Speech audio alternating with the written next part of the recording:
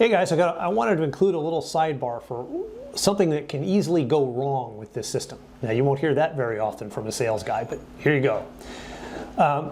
When we did this backstrap, the screw that tensions the magwell is supposed to come out at an angle looking more or less like that. It should come out slightly uphill so that it pulls the magwell up and pulls the magwell back.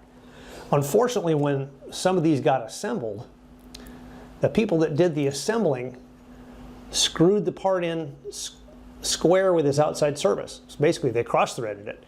And if they did that, and you got one of those magwells, it's possible to get the magwell on with this screw slightly cross-threaded. And then when you back it out, it will push the magwell away and down instead of away and up.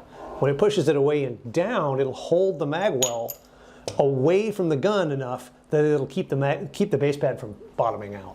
So if you have that problem, take the screw back out, all the way out, put your wrench through, put the screw on the end of the wrench, and then put the screw back in from the back side. I don't know if you can see that on camera, but it's very easy to tell whether the screw is square.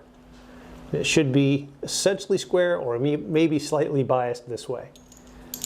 When you do that, you can easily crank it in, and you know it's right for angle, and as it comes through to the other side, it will clean up any damage that's been done to the threads, whether by you or by a technician on our end. So anyway, there you go. How to fix the cross-threaded screw.